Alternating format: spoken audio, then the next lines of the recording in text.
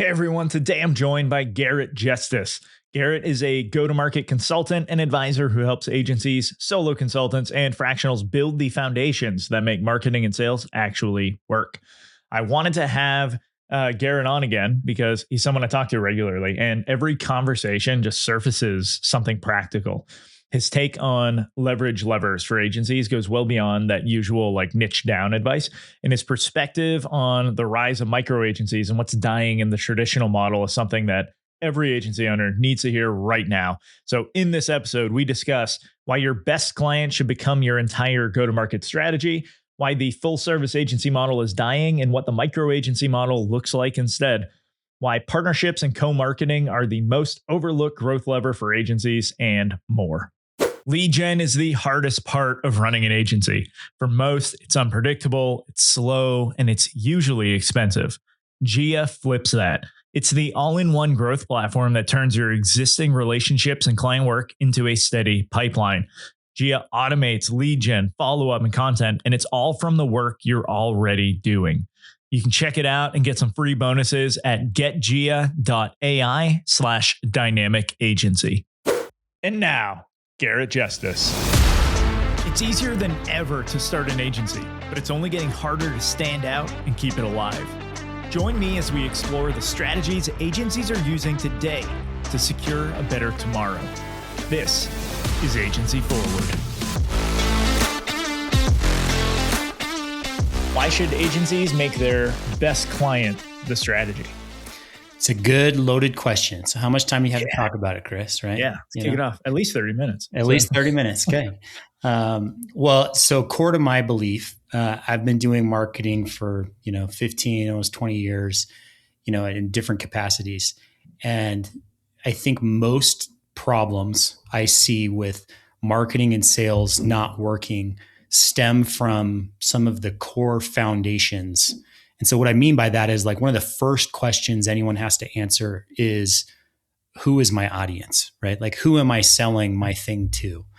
And if you can't have a clear, concise response to that, then it muddies everything downstream. So, the way that I usually work with agencies and clients is I come in and we look at their past client roster, right? From the last 12 to 24 months. And we identify their single best fit client that they've worked with. Again, there's different criteria you can go through, and it varies by company a little bit, what's most important to look at. But if you can identify a single named company that's your best fit client, that can then become their success story, becomes your strategy for everything else. If you really understand that well, you can use that to inform your offer going forward. And how do you shape that into the right offer that's going to appeal with other clients just like them? It shapes your messaging, your positioning. It shapes your go-to-market strategy because you know exactly which channels to focus on to find more people just like that. So at the end of the day, we sometimes overcomplicate marketing and sales, but it's really about who's your best client and how do you go find more just like them going forward, right? Right. So, all right, this might be a curveball question, but what do you do when you start working with someone and their best clients have like that they start bringing up have all come from referrals? And it's like, so they don't, even though they're awesome, they can get great results for them. They have no idea how to actually find these people in the wild and like bring them in. Yeah, it's a great question. So I think there's multiple ways to approach it. One of them is, how can you optimize to get better and more referrals, right? How can you do that more efficiently and better, right? I think that's a natural, like low-hanging fruit starting place. And part of that is being able to communicate and describe what you do and who it's for in a clear, concise way, so that those referral partners know exactly when to send people to you and exactly the type of people to send to you, right? So that's kind of low-hanging fruit, step one. I think the other piece of that, though, is then once you have a very clear idea of this is who I'm going after, this is the best fit client, I always advocate for, we got to go interview them and talk to them and really extract that story from them. We got to review their sales calls that you had with them, those recordings. And part of those questions that you're asking is things like, even though you came to us in a referral, If you were searching for a solution like this, where would you go naturally? Would you ask this friend? Are you active in these communities? Which social platforms are you active on? When you understand that person, then you have a source of truth you can go back to, and you know the channels that they're searching through. And so you start to prioritize those to find more people just like them. Right. Right. Do you ever run third party like interviews, like doing interviews for your clients on their behalf? Yeah, actually, I just got off. I've done it once or twice. I just got off this wasn't a third party one, but I just got off an interview for one of my clients, interviewing one of their clients. But sometimes there's kind of a third party component to that, depending on the relationship. So, right, yeah, it was something that like Max Trailer had brought up as like one of the critical pieces that he was doing, where it's like they don't even. A lot of your clients they're way more comfortable talking to someone else, and so you can actually pull this information from them. It's not something I've gotten into yet. So I'm curious if that's. Yeah, I've definitely seen that. And so like when I go into new engagements, I usually say, okay, there are multiple ways. Once we've decided who this best fit client is, there's multiple ways where we can kind of extract the components of that story. One of them is we're going to go back and we're going to mine the sales calls with that person, right? There's a lot of, things that they brought out about the problems that they're facing and the trigger moments and everything else that can help inform things. But I also think that most people have bad memories, myself included, right? And so we distort things in our mind. We think they were a certain way. We got to go back and actually mine the actual words. And then let's go back to the source. So we almost always do interviews. And I've definitely seen that people are a lot more open, giving feedback and being real and honest about their experience when they know they're talking to me, a consultant, rather than just, the company. They don't want to hurt feelings. They don't want to ruffle any feathers. They don't want to hurt a relationship that they already have. Yeah. Right. But when I can come in and say, I just want you to be open and honest. This is what's going to help me, help them the most. Right. They're pretty comfortable at like telling the truth about that. Yeah. I think that's a critical piece there, where it's like, if they were just ragging on like the, your client and stuff, it wouldn't work, but they know you with this information are now equipped to better help them. And exactly. So it's like, even the bad information is potentially helpful. And so, yeah. So I guess, where do you want to go with this? Like what are you seeing the most with agencies right now as a point of like friction within their business that we on this podcast can best set them up to succeed through?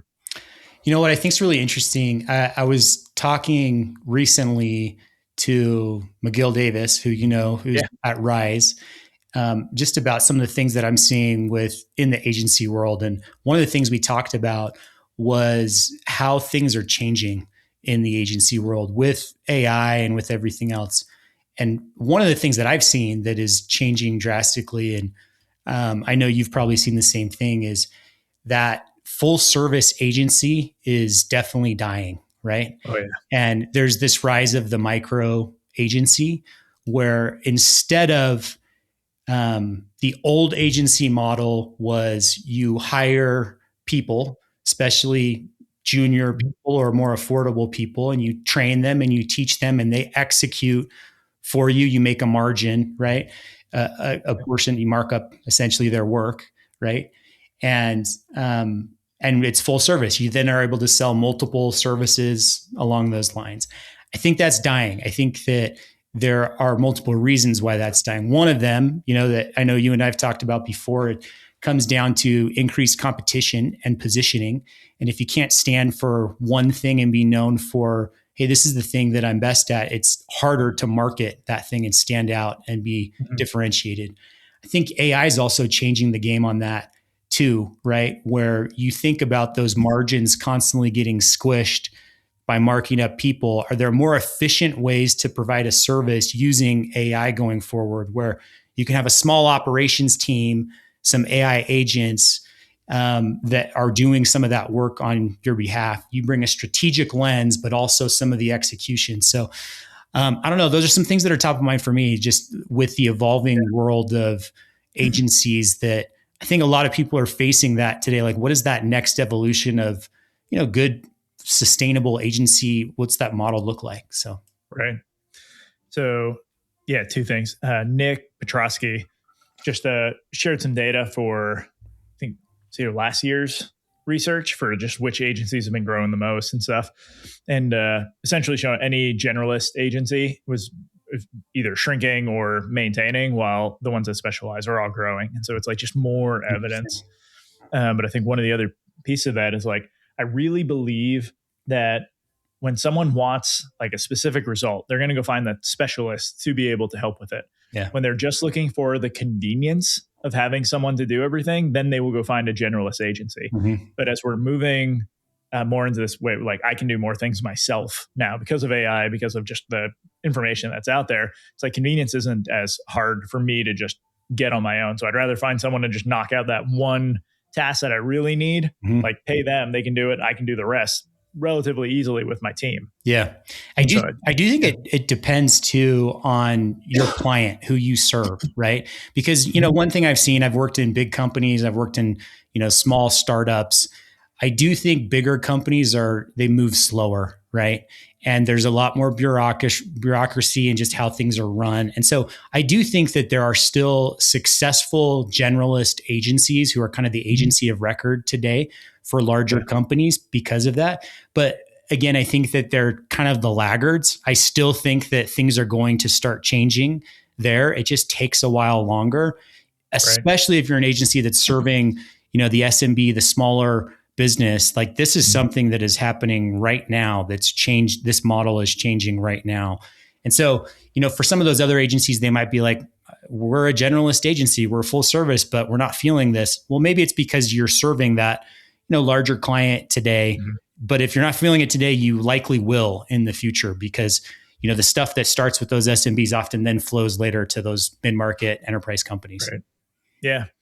Yeah. I think it's also the legacy bias there where they look at those bigger agencies that have been embedded with those bigger companies for a while. It's like, you can't base anything you're doing right now off them. Like it's just, it's impractical, but it is a trap that I think a lot of them fall into.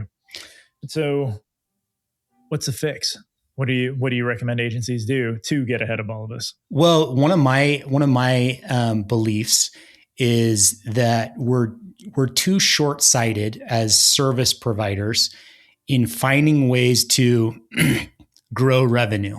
In the old world, the agency model, if we want to increase revenue, there's two things I have to, and this is the same all the way down to if you're a solo consultant, right? You either have to work more hours, and that usually means you personally or your team, or you hire more people and increase capacity. And those are basically the two levers that traditionally people have pulled to make more money, right? And I think that in the world today, the reason why, focusing and specializing is important is it's actually one of the ways I call it a leverage lever, right? There are multiple ways that you can have leverage and increase the amount of money you make without working more yourself or hiring more people, right? Those are two viable options, but there are plenty of other options, right? Focus is one of those options, right? The more you focus, then the easier it is for people to understand what you do, remember you, and that is, your customer acquisition gets a little bit easier. Like there are other ways that you can kind of approach that. I think that's where I think it's really interesting that we're talking about a lot of these things, but it kind of comes back to all of these things are ways that agencies can increase their leverage and make more money without, just increasing time or hiring more people. Yep. So I want to touch more of these levers. But what I like, even just using focus as like one of the examples, I think for probably most of the levers you're gonna bring up, it's like they help on the demand side, but also on the supply side. Yeah. Right. And so it's just like good business practice. It's like, so finding a niche is one of the examples I use a lot where it's like, yes, it helps us with our targeting. So we know who we're talking to and everything. But then on the supply side, it's like, if we have so many reps working with the same people, right? The founder can now step away from sales because like people have more information on what they're doing, how they're doing it. Like it's just everything in the business gets easier when we make that one choice. And so like, it really is a leverage thing, like to have this focus. Let me give you another example. Sorry, I Yeah. don't mean to cut you off. Go No, ahead. go ahead. I want to give you another example. Yeah. I've shared this story maybe with you. I've shared it with others before, but a couple months ago, I was talking to the founder owner of about a $5 million custom dev agency.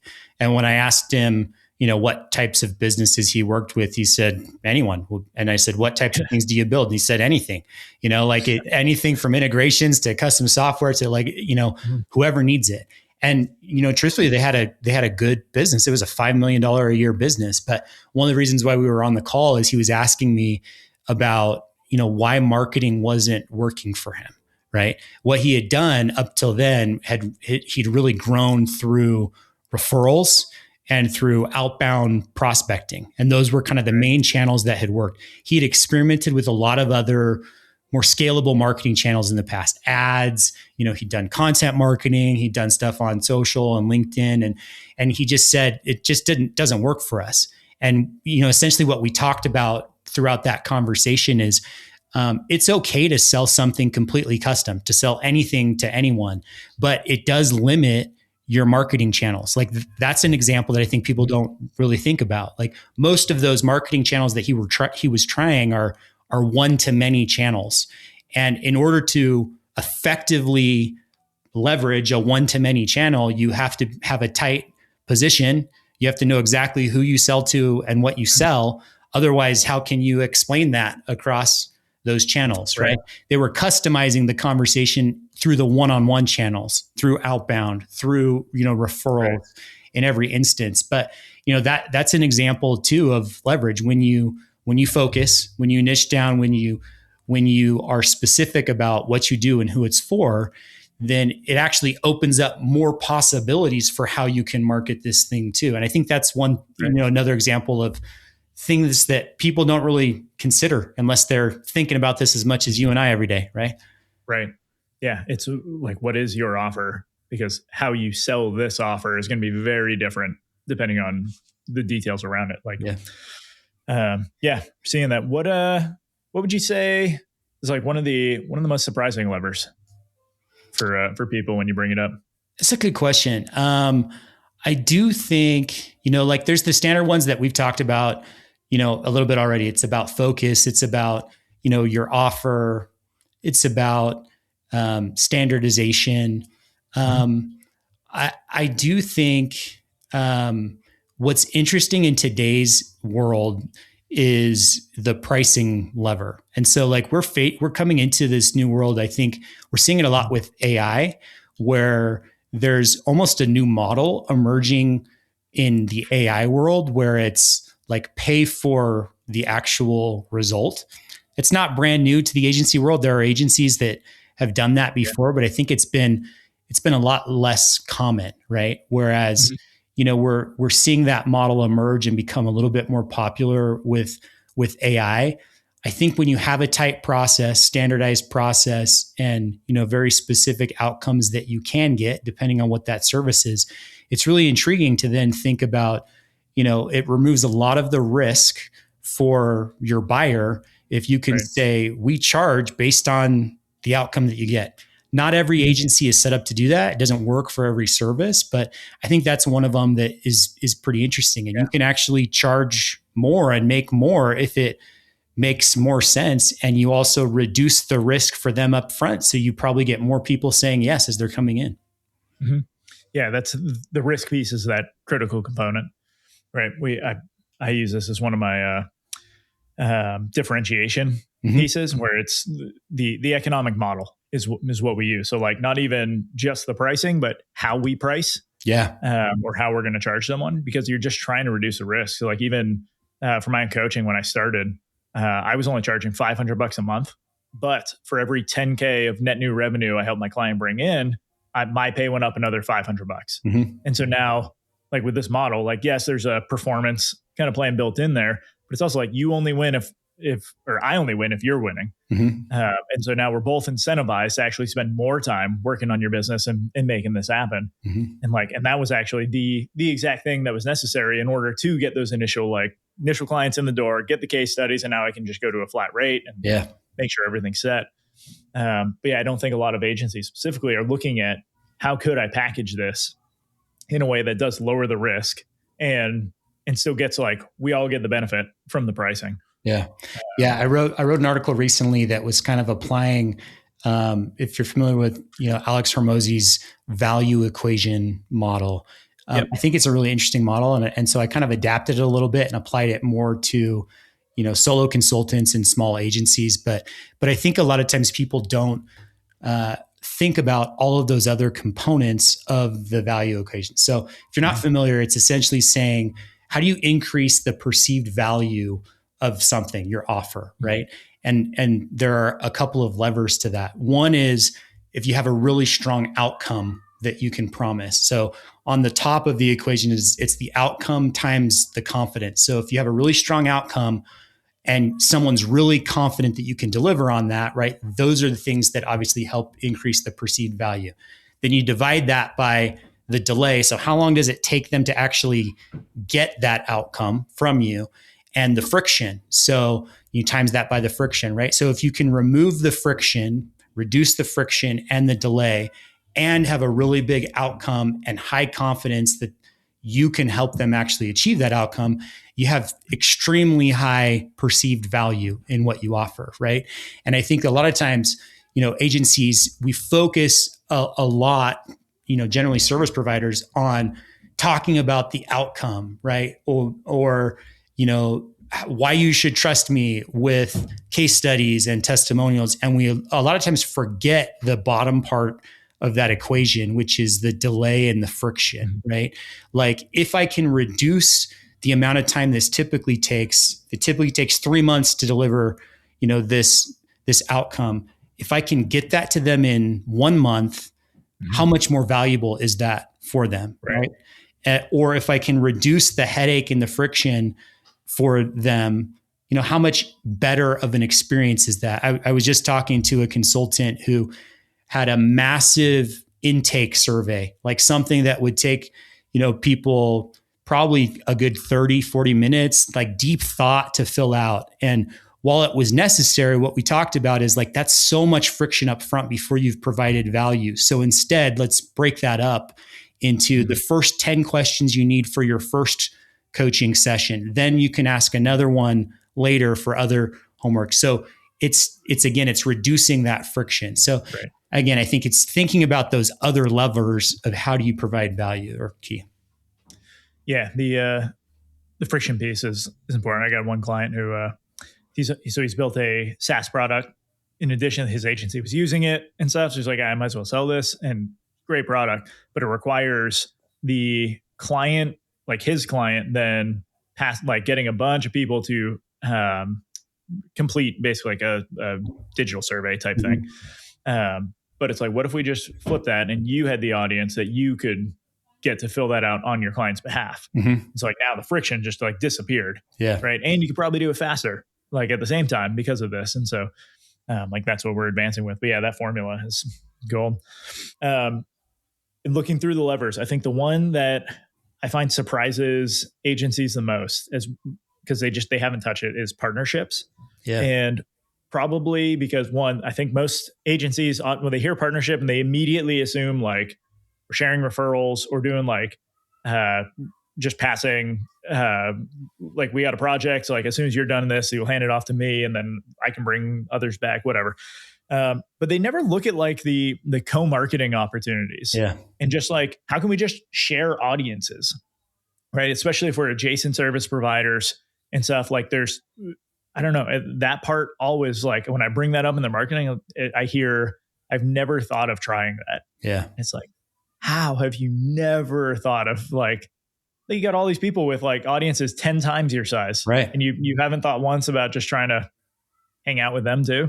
Well, I think you're a good example of that, truthfully. Like I've seen it in your business, like the agency summit that you run, you bring in people who sometimes can be competitive to you, but are serving a similar audience, right? But you provide a ton of value through doing it. And it basically is the rising tide lifts all boats, right? I think that a lot of people don't think like that a lot of times. And when you do, then you start to open your eyes and be like, wow, man, this really can be a leverage lever that I can pull to move my business. Let's partner. Let's find ways to do some of that co-marketing with people who serve a similar audience to me. And like when you can do that, you start to reap the benefits of it, right? Yeah. Yeah. I think the mindset's probably some other like hidden lever in there. Yeah. That you can just pull in order to get things going. Well, like even that, like we talk all the time and like share insights back and forth. Like we share an audience, we do similar things. It's just like, why would we not then share this stuff? Yeah. Well, and I think part of that too, that I've been thinking about is, it's the classic line of it's hard to read the label from inside the bottle. Right. Yep. And I think that's true for every business out there, every business owner. Right. And so there's things you can do to, kind of help get outside of yourself and kind of see your business from an outside perspective, talking to customers and different ways to kind of frame and see things. But at the end of the day, I don't think that there's nothing better than just having trusted peers or a coach or someone who can honestly give you their perspective on what your business looks like from the outside, because it's just stuff that we are blind to, that we can't see. And so, having those people in your corner who you are regularly talking with is just so valuable for any business owner out there. Right. Yeah. I think it was a week ago, 2 weeks ago or so. It doesn't matter for whenever this episode comes out, but I did that free call Friday within my community, and just like, hey, just 30-minute call. Let's just jump on, talk about your business, see what's up. And I would say at least half those calls, I got some version of like, oh my God, that feels obvious. Like when we found the answer, and it was like that epiphany of like, it was right in front of me. Mm-hmm. It's like, it didn't take anything for me to think about it, because like I'm seeing this all the time, but it's just like, yeah, people need someone to come in and just like, hey, here's what I'm seeing from my perspective. Mm-hmm. Usually that's all it takes. Yeah. So. And it's nothing to do with, your expertise. I mean, you and I talk about this stuff all the time. We work on similar things. I often need help with my own messaging, my own positioning, even though I do that with clients all the time, because you're just too close to it. Right. Mm-hmm. And so, again, it's once you realize that, hey, I just have blinders onto some of this stuff, and it's not about ability. It's just, I need another perspective. Right. It becomes pretty powerful. Right. Yeah. I made, so I'd written I think my January article this year was just the competitive advantage thing, like how to differentiate yourself and all this stuff. It's like 10,000 words. I compressed all that. I put it into a GPT so that I could like work through it and stuff. And it's all trained on my content and everything. And then as I was going through it as a user, like it tore me up. Like, I mean, it was destroying my business. And I'm like, I made you, like, I can unplug you. Yeah. But yeah, it was good. Like exactly what you were saying, right? It's like, you need someone else to look at it. And I just had AI slap me in the face for that one. Yep. That works too. Yep. Yeah. But, okay. So a lot of things changing in the space. What do you think 80-20 wise? Where should agencies be focusing over the rest of this year? I think it comes back to kind of what we started talking about a little bit for me. I think that it's not just agencies. I think most small business owners sometimes get caught up in the what else can I do, or the grass is greener mentality, right?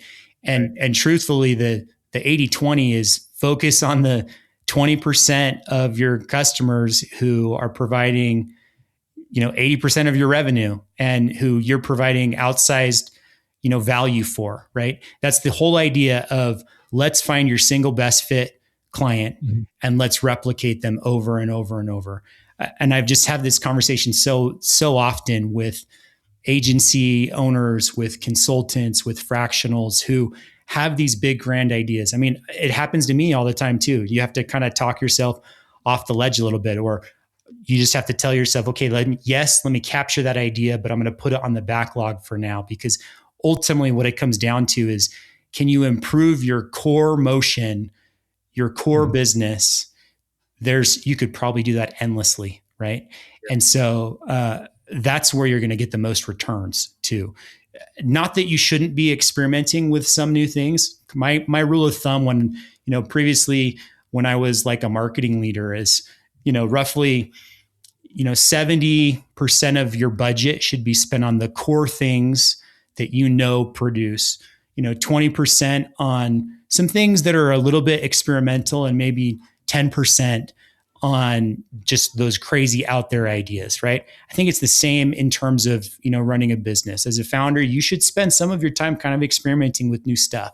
But if it goes beyond taking away of the 70, 80% of the core work that you should be doing, your core audience that you're serving, if it goes beyond that, then it's too much, right?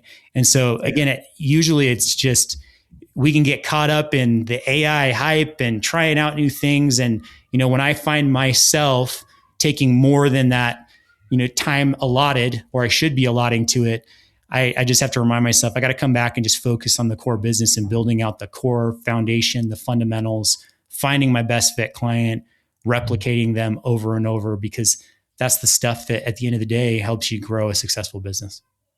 Cheers. All right, man. As we wind down, first, I'm going to get your article here actually tied into the show notes. Make sure everybody can just go check that out for themselves. And then follow you on Substack as well. The first question I got as we wrap, though, is what book do you recommend every agency owner should read? Ooh, good question. It's probably on my shelf back here somewhere. We'll have to see. I think it's one of my favorite books that I think any small business owner should read is called Demand Side Sales 101 by Bob Mesta. So Bob Mesta is, if you've heard of the theory of jobs to be done, he's one of the guys who invented jobs to be done, that framework. And so he applies that in a sales context and helps you know how to really approach it. I think one of the reasons why I really like it is, especially if you don't come directly from a sales background, or you're allergic to kind of the used car sales mentality that many of us are, right? The idea behind that, the premise behind that book is you don't need to adopt that used car salesman methodology. It's really about, really selling is about understanding what someone's job is that they're trying to accomplish, and can you actually help them or not, right? And it's more about evaluation. So really good, really tangible applications, I think, for all business owners who are doing any types of marketing and sales. So highly recommend it. Yeah. Last question, where can people find you? I'm pretty active on LinkedIn. Like you said, I have a Substack. And so those are the two best places. Would love for people to connect. Always looking to have people connect and, meet new people. Awesome. All right. Well, Garrett, thanks for joining again. Thanks, Chris. Appreciate it. We'll see you. That's the show, everyone. You can leave a rating and review, or you can do something that benefits you. Click the link in the show notes to subscribe to Agency Forward on Substack. You'll get weekly content, resources, and links from around the internet to help you drive your agency forward.